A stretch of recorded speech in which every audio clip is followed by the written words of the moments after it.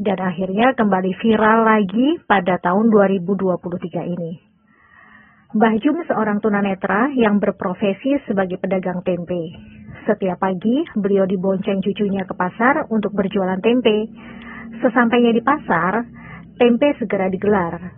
Sambil menunggu pembeli datang, di saat pedagang lain sibuk menghitung uang dan ngerumpi dengan sesama pedagang, Mbah Jum selalu bersenandung salawat. Cucunya meninggalkan Mbah Jum sebentar karena ia juga bekerja sebagai kuli panggul di pasar itu. 2 jam kemudian, cucunya datang kembali untuk mengantar simbahnya pulang ke rumah. Tidak sampai 2 jam, dagangan tempe Mbah Jum sudah habis ludes.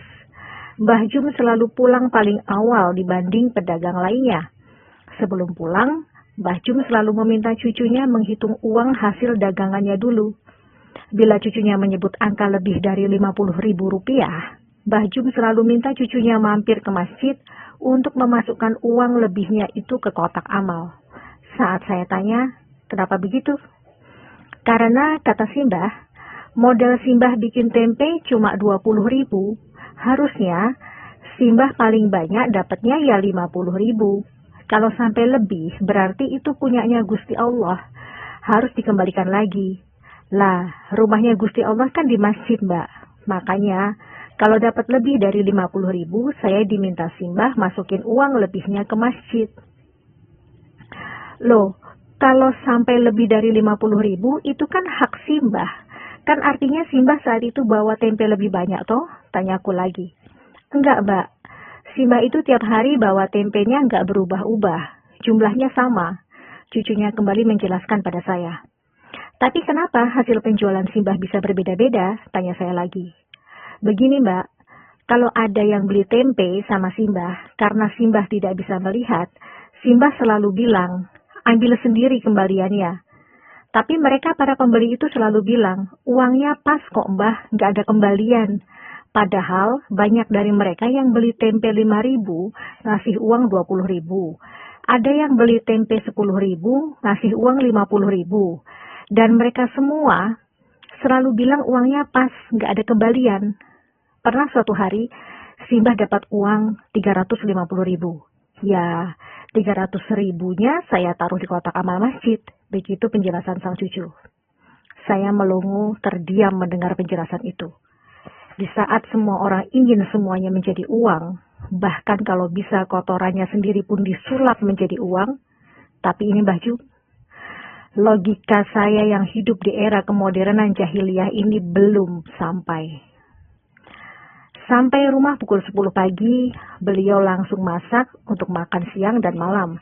Ternyata Mbah Jum juga seorang tukang pijat bayi. Begitulah orang di kampung itu menyebutnya. Jadi bila ada anak-anak yang dikeluhkan demam, batuk, pilek, rewel, kejang, diare, muntah-muntah, dan lain-lain, biasanya orang tua mereka akan langsung mengantar ke rumah Mbah Jum. Bahkan bukan hanya untuk pijat bayi dan anak-anak, Mbah Jum juga bisa membantu pemulihan kesehatan bagi orang dewasa yang mengalami keseleo, memar, patah tulang, dan sejenisnya. Mbah Jum tidak pernah memberikan tarif untuk jasanya itu, padahal beliau bersedia diganggu 24 jam bila ada yang butuh pertolongannya.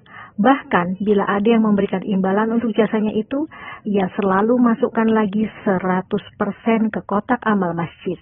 Iya, 100%. Anda kaget? Sama, saya juga kaget. Ketika saya kembali bertanya, kenapa harus semuanya dimasukkan ke kotak amal? Mbah Jum memberi penjelasan sambil tersenyum. Kula niki sakjane mboten pinter mijet. Nek wonten sing seger waras mergo dipijat kalih kula, niku sanes kula sing ndamel seger waras. Niku kersane Gusti Allah. Lah dadose mbayare mboten kalih kula, tapi kalih Gusti Allah. Beliau bicara dalam bahasa Jawa yang artinya, saya itu sebenarnya nggak pinter mijit. Kalau ada yang sembuh karena saya pijit, itu bukan karena saya, tapi karena Gusti Allah. Jadi bayarnya bukan sama saya, tapi sama Gusti Allah. Lagi-lagi saya terdiam, lurus menatap wajah keriputnya yang bersih. Ternyata manusia yang datang dari peradaban kapitalis akan terkaget-kaget saat dihadapkan oleh peradaban sedekah tingkat tinggi macam ini. di mana di era kapitalis orang sekarat saja masih bisa dijadikan lahan bisnis. Jangankan bicara gratis, dengan menggunakan kartu BPJS saja sudah membuat beberapa oknum medis sinis. Mbah Jum tinggal bersama 5 orang cucunya. Sebenarnya yang cucu kandung Mbah Jum hanya satu, yaitu yang paling besar usia 20 tahun, laki-laki, yang selalu mengantar dan menemani Mbah Jum berjualan tempe di pasar. 4 orang cucunya yang lain itu adalah anak-anak yatim piatu dari tetangganya yang dulu rumahnya kebakaran. Masing-masing mereka berumur 12 tahun laki-laki, 10 tahun laki-laki, 8 tahun laki-laki, dan 7 tahun perempuan.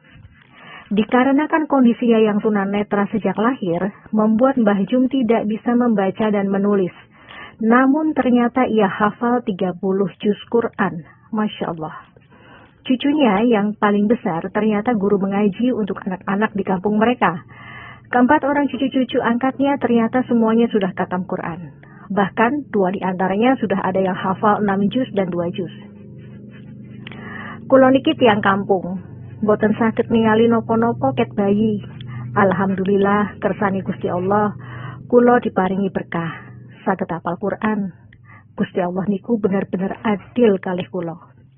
Beliau bicara dalam bahasa Jawa yang artinya, saya ini orang kampung, tidak bisa melihat apapun dari bayi. Alhamdulillah, kehendak Gusti Allah, saya diberi keberkahan, bisa hafal Quran. Gusti Allah itu benar-benar adil sama saya. Itu kata-kata terakhir Mbah Jum sebelum saya pamit pulang.